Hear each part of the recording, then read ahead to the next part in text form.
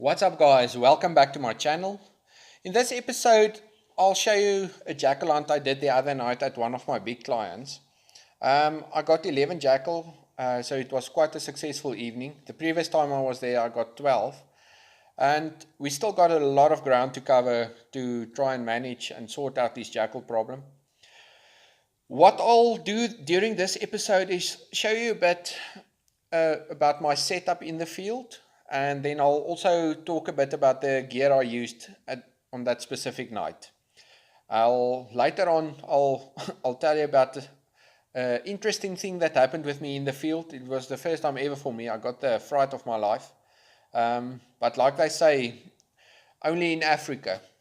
So we'll get to that later. First of all, let's check out some of the gear I used. Okay, let's talk optics first. So the scope I used during the hunt was the ATN Mars 4 thermal scope fitted with a ABL range-finding unit. This specific model is the 7-28 by magnification, 384 sensor, 75mm lens. I'm very impressed with this unit. I love thermal optics.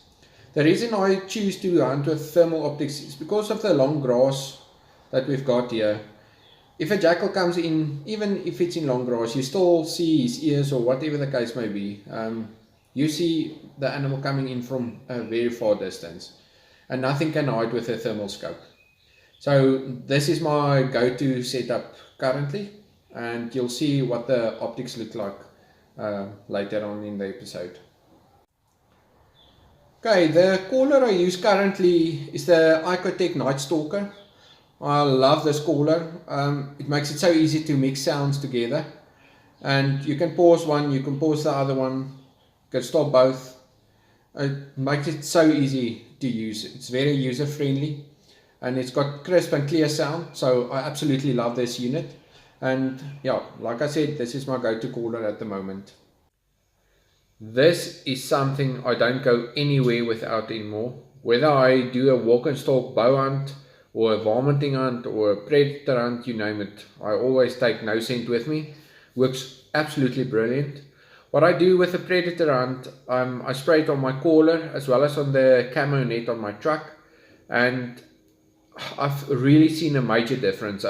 Before on my videos, you could see something or a jackal smell the caller and they stand upright, smell it when they get close. With this stuff, I've shot jackal not even a meter from my caller and they haven't smelled it. So it works really well. Very impressed with no scent. Okay, now that we've talked a bit about the gear that I used during the night, let's head to the field and I'll show you how my setup look. This is how my setup look in the field. So I cover up my truck with a camo net so that the jackal don't see me easily.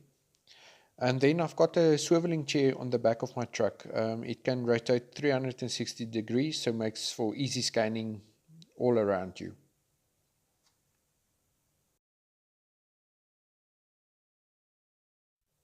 This is how it looks from the top of my truck on my shooting chair.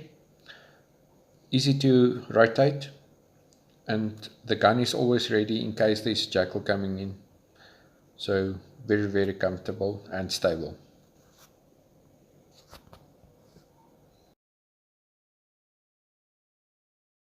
Now that you've seen how my setup look, let's go straight into the action and see some jackal kills.